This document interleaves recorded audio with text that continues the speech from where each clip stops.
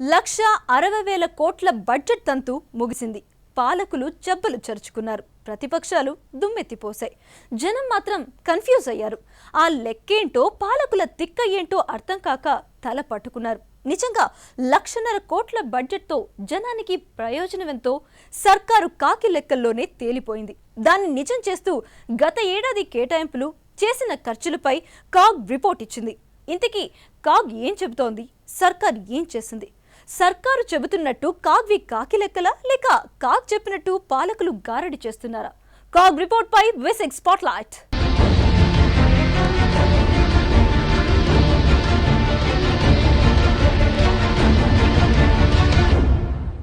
ఇందిరమ్మ ఇళ్లు లేవు, పేద పిల్లలకు తిండి లేదు, ఉద్యోగులకు నెల నెల జీతాలు అందవు, పెన్షన్లు కరెక్ట్గా రావు, సంక్షేమం ఊసు లేదు, ఎప్పుడు చూసినా కరెంటు కోతులు, పైనుంచి పన్నుల వాతలు.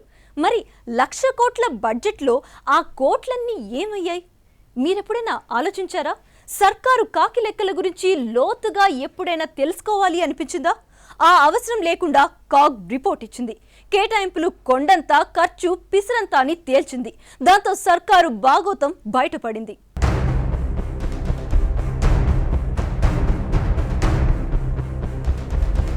కేటాయింపులు కొండంత, ఖర్చు పిసిరంతా, సంక్షేమం పేరుతో గారడీ చేస్తున్న సర్కార్ బండారాన్ని ఒకే ముక్కలో చెప్పేసింది కాగ్.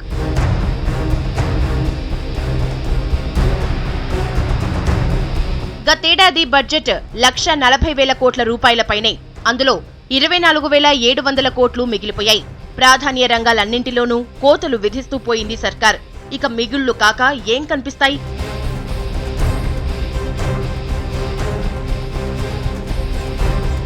అసెంబ్లీలో ప్రసంగాలకే పరిమితమయ్యారు పాలకులు. కేవలం ఆ పథకాన్ని అన్ని కోట్లు, ఈ పథకాన్ని ఇన్ని కోట్లంటూ గొప్పలు చెప్పడం తప్పితే వాస్తవంగా జరిగింది వేరు. దాదాపు 9 ప్రాధాన్య రంగాల్లో 20 కోట్లకు మించి మిగిలిపోవటం సర్కారు అసమర్థతకు నిదర్శనం. ఇంజనీరింగ్ విద్యా వ్యాప్తికి కరీంనగర్ జిల్లా మంతెనిలో సింగరేణి కాలరీస్ సహాయంతోనూ, మెదక్ జిల్లా సింగూరులోను, చిత్తూరు జిల్లా కలికిరిలోను జేఎన్టీయు ఇంజనీరింగ్ కళాశాలను ప్రారంభించేందుకు అనుమతించాం. ఈ సంవత్సరంలో చినమేరంగి, నార్పల, కోస్గి, చేర్యాల్, చేగుంటల్లో 5 పాలిటెక్నిక్ కళాశాలలు కొత్తగా ప్రారంభించారు. పింఛన్లు టైంకు రావటం లేదు. ఇందిరమ్మ ఇళ్ల కేటాయింపులో అలసత్వం, పేద పిల్లల మధ్యాహ్నం భోజనం పథకంలో అవకతవకలు, ప్రజా ఆరోగ్యంపై సీతకన్ను, చేనేత కార్మికుల సంక్షేమ నిధిపై సవతి తల్లి ప్రేమ, ఇలా చెప్పుకుంటూ పోతే సర్కారు తప్పుల చిట్టాకు లెక్కే లేదు. నిత్యం సంక్షేమ నామస్మరణ చేసే పాలకులు ఆచరణలో మాత్రం మరోలా తమ అధికారాన్ని ఉపయోగించారు. కంపెనీస్కి వీటికి లోన్స్ అండ్ అడ్వాన్సెస్ ఇస్తున్నారు స్టేట్ గవర్నమెంట్, కానీ ఇందులో నుంచి కనీసం కన్ఫర్మేషన్ కూడా రావట్లేదు. మాకు మీ నుంచి ఇంత వచ్చింది, మేము మీకు ఇంత పే చేయాలి అన్న కన్ఫర్మేషన్ ఇవ్వాల్సి ఉంటుంది ఎండ్ ఆఫ్ ద ఇయర్, కానీ ఈ కంపెనీస్ నుంచి గవర్నమెంట్కి రావట్లేదు.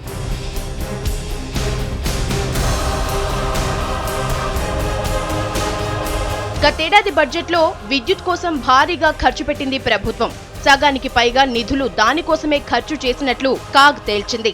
క్యాగ్ ఇచ్చిందంతా కూడా అదేది భగవద్గీతను లేకనంటే ఖురాను లేకనంటే ఇది కాదు, బైబుల్ కాదు. 1 minute SIT down. I'm coming to that also. ప్రతిపక్షంలో ఉన్నప్పుడు చెప్పా, ఇప్పుడు చెప్తారు.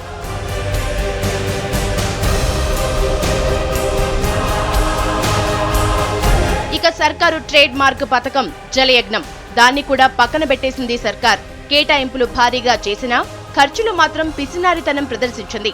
కేవలం అంచనాలు పెంచడం కోసమే ప్రాజెక్టులను ముందుకు తీసుకువెళ్లటం లేదన్న విమర్శలు మూటగట్టుకుంది. దాన్ని నిజం చేస్తూ ప్రాజెక్టుల దగ్గర శిలాఫలకాలు ఎక్కిరిస్తున్నాయి.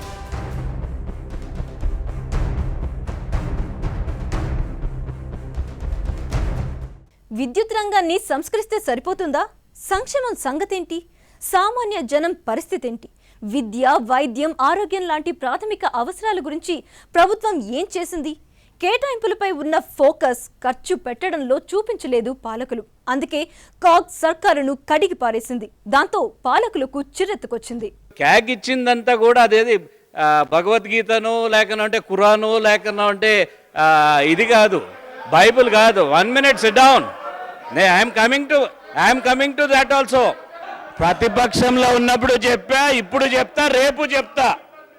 ఇప్పుడు క్యాగ్ ఏంది అనేది మీకు అర్థం కాకుండా అంటే నేనేం చేయలేను. రిపోర్ట్ ఇవ్వకముందే అసెంబ్లీ సాక్షిగా సీఎం కాగ్పై చేసిన కామెంట్స్ ఇవి.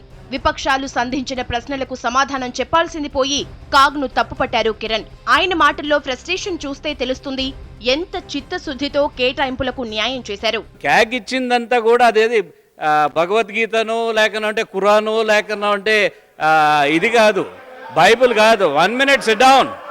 I'm coming to that also. ప్రతిపక్షంలో ఉన్నప్పుడు చెప్పా, ఇప్పుడు చెప్తా, రేపు చెప్తా. ఇప్పుడు క్యాగ్ ఏంది అనేది మీకు అర్థం కాకుండా అంటే నేనేం చేయలేను. బడ్జెట్ సమావేశాల మొదటి రోజు టీఆర్ఎస్ నేత హరీష్ రావు సీఎంపై నిప్పులు చెరిగారు.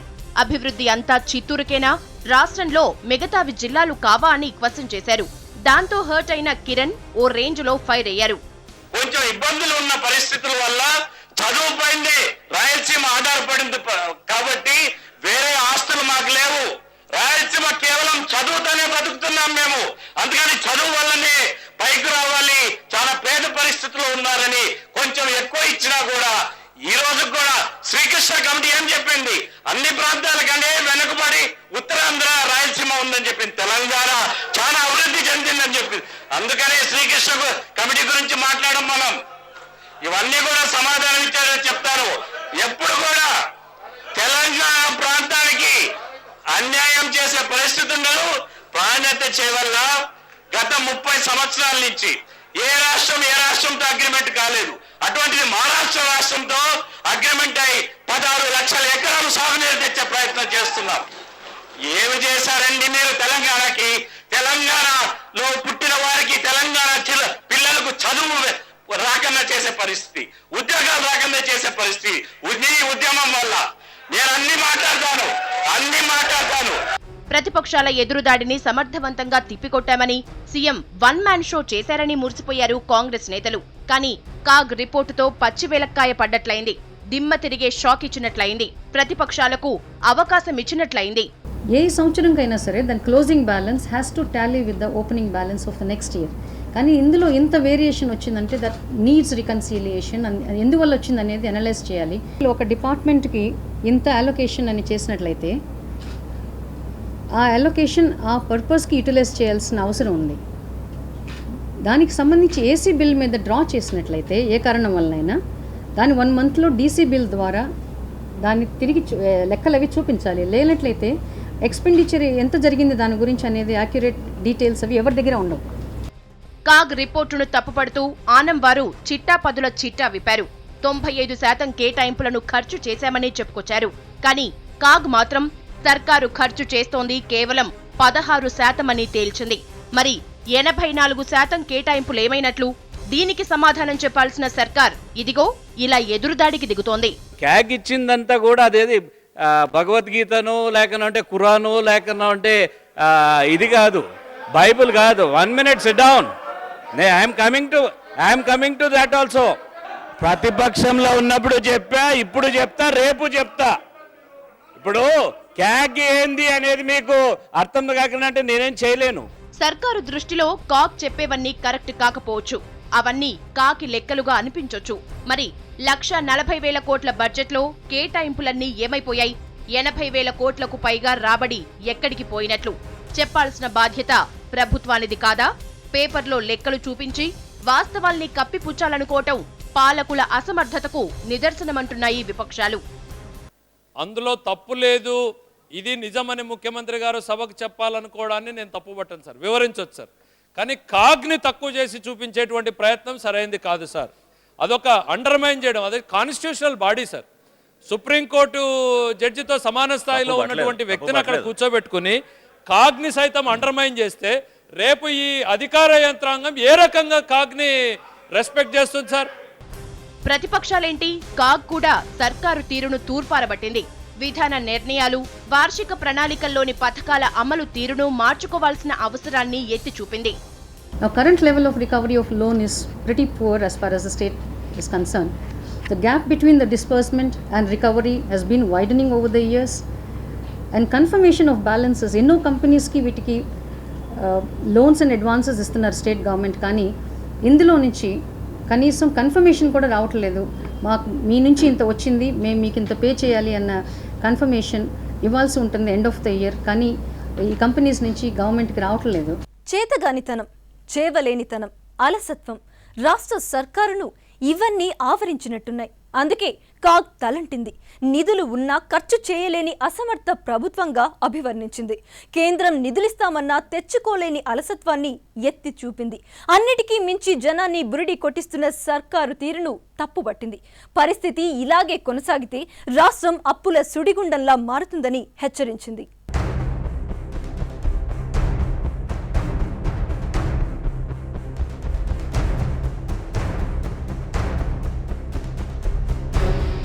డిస్కంల ఒత్తిడితో విద్యుత్ సంస్థలకు ప్రయోజనం చేకూర్చేలా ఎన్నో చేశారు సీఎం కిరణ్. సర్చార్జీల పేరుతో ఓ బాదుడు అయిపోయింది, మరో బాదుడుకు రెడీ అవుతున్నారు. ఈసారి ఏకంగా 12,000 కోట్ల భారం వేసేందుకు అన్ని సిద్ధం చేస్తున్నారు. కానీ ఓవైపు నుంచి ప్రతిపక్షాల ఒత్తిడితో పాటు జనంలో అసహనం పెరిగిపోతుండటంతో వెనక్కి తగ్గుతున్నారు సీఎం కిరణ్.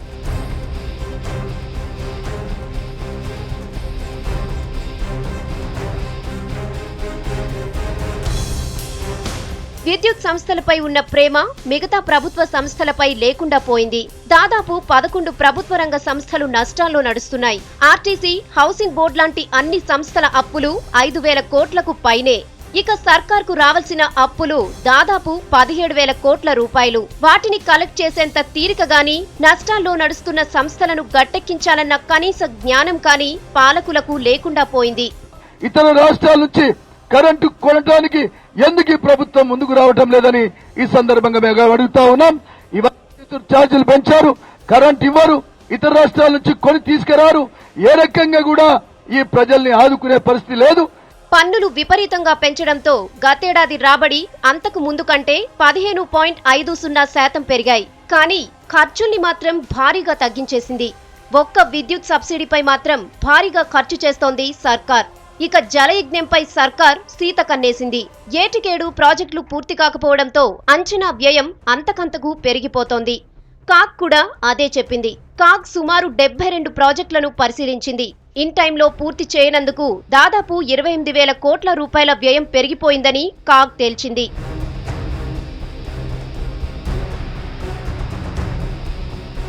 ఇక బడ్జెట్ పై సర్కారుకు అస్సలు నియంత్రణ లేదన్నది కాగ్ ఎత్తి చూపిన మరో కారణం. కేటాయింపులను మించిన వ్యయం, బడ్జెట్ కేటాయింపులు లేకుండానే ఖర్చులు లాంటివి లాస్ట్ ఇయర్ బడ్జెట్ లో చోటు చేసుకున్నాయని ఎత్తి చూపింది. వివరణ ఇవ్వకుండానే రీ అప్రోప్రియేషన్లకు పాల్పడటం, నిధులు ఏర్పాటు చేయకుండానే ఖర్చులు పెట్టడం లాంటి విధానాలతో ఆర్థిక నియమాలు అభాసుపాలవుతున్నాయని హెచ్చరించింది. ఇలాంటి చిన్న చిన్న తప్పులన్నీ మెగా తప్పులుగా మారిపోయి రాష్ట్రానికి గుదిబండగా మారే ప్రమాదముందని హెచ్చరించింది. వాళ్ళ అకౌంట్స్ కంపైల్ చేయకపోవటం వల్ల ఏమున్నా ఇర్రెగ్యులారిటీస్ ఉన్నా, ఏమున్నా కూడా అవకతవకలు ఉన్నా అందులో అవి వెలుగులోకి రావటం లేదు.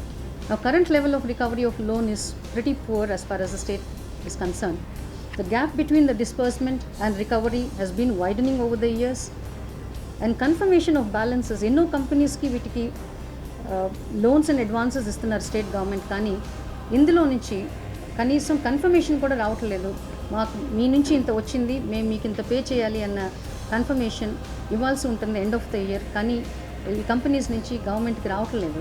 ఇవే కాదు, బడ్జెట్ అంచనాలకు వాస్తవాలకు మధ్య భారీ తేడా ఉందని కాగ్ సర్కారును తలంటింది. 2011-12లో పన్నుల రాబడి, పన్నులు కాని రాబడులు రెండూ పెరిగాయి. దాంతో పన్నుల ఆదాయం 18.04% పెరిగాయి. కానీ బడ్జెట్ అంచనాల కంటే రెవెన్యూ వసూళ్లు 7.37% తగ్గాయి.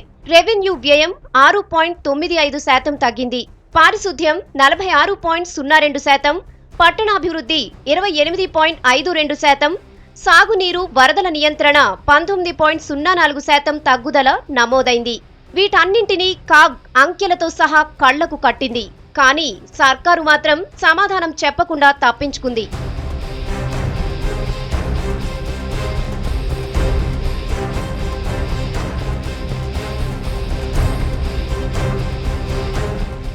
ప్రజాధనానికి కాపలాదారు కాగ్, కంట్రోలర్ ఆడిటర్ జనరల్ సర్కారు అవినీతి లక్ష్యాలకు దూరంగా ఉండిపోయే విధానాల్ని ఎత్తి చూపించేందుకు ప్రభుత్వం ఏర్పాటు చేసిన సంస్థ కాగ్. కానీ అదిచ్చే నివేదికలంటే పాలకులకు చిన్నచూపు. పట్టించుకునేంత పెద్దవి కావన్న కామెంట్స్తో కాగ్ను నీరుగార్చారు పాలకులు. అసలు కాగ్కున్న అధికారాలేంటి, దాని పరిధులేంటి?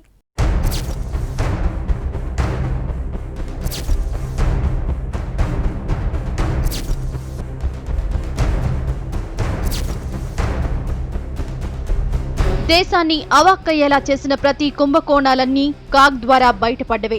కాగ్ నివేదికలు దేశాన్ని కుదిపేస్తున్నాయి, ప్రభుత్వాలను షేక్ చేస్తున్నాయి, పాలకులను షాక్ కు గురి చేస్తున్నాయి. ప్రతిపక్షాలకు కాగ్ నివేదికలే ఆధారమవుతున్నాయి.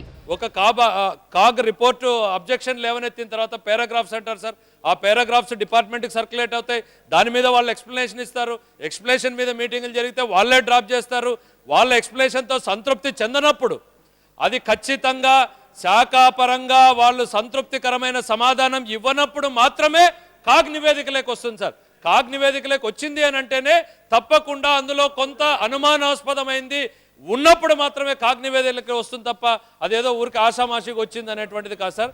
2G స్పెక్ట్రమ్ స్కామ్ లో 1,70,000 కోట్ల రూపాయలు సర్కారు నష్టపోయిందని దిమ్మ తిరిగే వాస్తవాన్ని ఆధారాలతో సహా బయటపెట్టింది కాగ్.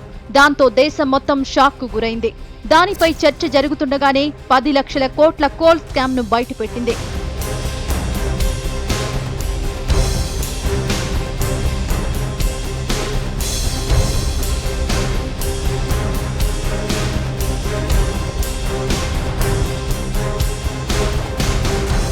అంతకుముందు కామన్వెల్త్, ఓటుకు నోటు కుంభకోణం, తాజ్ కారిడార్ వ్యవహారం, హవాలా కుంభకోణం, బీహార్ ల్యాండ్ స్కామ్, ఇలా చెప్పుకుంటూ పోతే కాగ్ బయటపెట్టిన వాస్తవాలకు లెక్కే లేదు.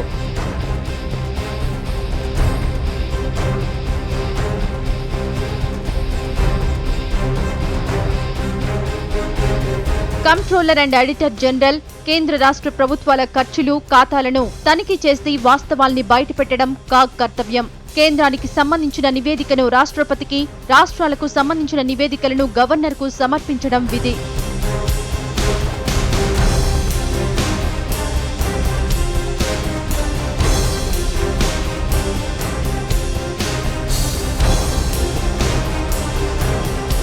ప్రభుత్వాలకు వాచ్ డాగ్ లా వ్యవహరించేందుకు కాగ్ ను ఏర్పాటు చేశారు. భారత రాజ్యాంగంలోని ఆర్టికల్ 148 నుంచి 151 వరకు కాగ్ గురించి ప్రస్తావన ఉంటుంది. 1858లో బ్రిటిష్ పాలకులు అకౌంటెంట్ జనరల్ పేరుతో ఓ సంస్థను ఏర్పాటు చేశారు. 1919 చట్టం ద్వారా కాగ్ చట్టబద్ధతను సంతరించుకుంది. 1935 చట్టంతో అది పూర్తి స్థాయి అధికారాలను సొంతం చేసుకుంది. 1976లో అకౌంట్స్ ను దీని నుంచి విడదీశారు.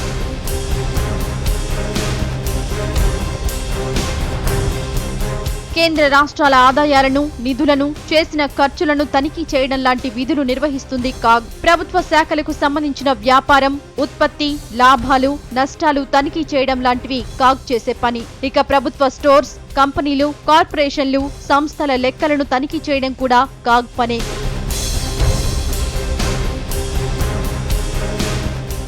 కాగ్ నివేదిక సర్కారుకు భగవద్గీత, ఖురాన్ కాకపోవచ్చు, కానీ అది సర్కార్కు వాచ్ డాగ్ లాంటిదే కదా. తప్పుల్ని ఎత్తి చూపించినప్పుడు సరిదిద్దుకోవాల్సింది పోయి ఎదురుదాడి చేయడం ఎంతవరకు కరెక్ట్? రాష్ట్ర అభివృద్ధి కోసం కరెక్ట్ డైరెక్షన్ ఇస్తే అమలు చేయాల్సింది పోయి అడ్డగోలు వాదనలు చేస్తే ఎలా? అందుకు ప్రతిపక్షాల నుంచే కాదు, జనం నుంచి కూడా ప్రభుత్వంపై విమర్శలు వెల్లువెత్తుతున్నాయి.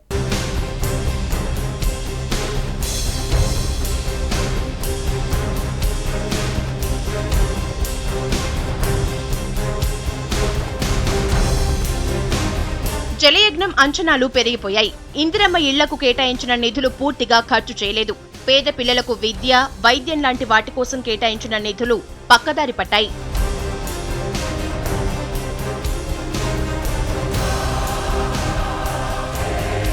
కేంద్రం నుంచి వచ్చే గ్రాంట్లను, నిధులను తెచ్చుకోలేకపోయింది. పైగా ఉమ్మడి జాబితాతో చేపట్టే ప్రాజెక్టులకు స్టేట్ గవర్నమెంట్ నుంచి సహకారం లేకపోవటం, చాలా నిధులు వెనక్కు వెళ్లిన సందర్భాలను కాగ్ బయటపెట్టింది.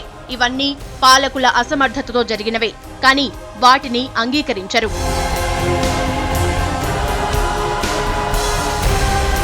కాగ్ నివేదికను పట్టించుకోవాల్సిన పని లేదంటున్న పాలకులు మరి దాన్ని చూసి ఎందుకు వణికిపోతున్నారన్నది ఎవరికీ అంతుపట్టని విషయం. ప్రభుత్వ అనుబంధ సంస్థగా పనిచేస్తున్నా తప్పులు ఎత్తి చూపటం కాగ్ స్టైల్. అలాంటి సంస్థ చేస్తున్న పనిని అభినందించాల్సింది పోయి నీరుగార్చే ప్రయత్నం చేస్తున్నారు పాలకులు. శ్రీశైలం రివర్సిబుల్ టర్బైన్స్ ఉన్నాయో దాంట్లో 12,000 కోట్లు 13,000 కోట్లు నష్టం వచ్చేట్టుగా ఆ ప్రభుత్వం చేసింది అని చెప్పారు. క్యాగ్ రిపోర్ట్ ఇచ్చింది, ఈ హౌస్లో పెట్టారు, డిస్కషన్కి వచ్చింది. వీరు తీసుకున్న నిర్ణయాల వల్ల కాంట్రాక్టర్స్ మేలు చేసిన దానివల్ల 13,000 14,000 కోట్ల రూపాయలు అది నష్టం వచ్చిందని. ఒక్క మన రాష్ట్రంలోనే కాదు, దేశవ్యాప్తంగా ఇవే విమర్శలు. పట్టించుకోవాల్సిన పని లేనప్పుడు సర్కారు చిట్టాపద్దుల్ని లెక్కించమని చెప్పడం ఎందుకు? దానికోసం కొద్ది మందితో వ్యవస్థ ఎందుకు? వాళ్ల జీతభత్యాల కోసం అనవసరంగా ప్రజాధనం ఖర్చు చేయటం దేనికి? వీటికి సమాధానం చెప్పరు. కానీ కాగ్ను మాత్రం కడిగేస్తూ ఉంటారు.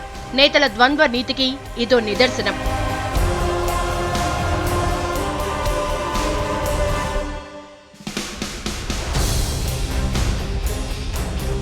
అనవసర రాద్ధాంతాలతో అభాసు పాలవడం తప్పితే కాగ్ను తప్పుపట్టడం పాలకుల తెలివి తక్కువతనమనే చెప్పాలి. జనక్షేమం కోరి అవినీతిని, పాలకుల తప్పొప్పుల్ని ఎత్తిచూపటం కాగ్ తప్ప? కాగ్ రిపోర్టుకు స్పందించకపోయినా పర్వాలేదు. ప్రజాస్వామ్యంలో జనానికైనా సమాధానం చెప్పాల్సిన బాధ్యత పాలకులపై ఉంది.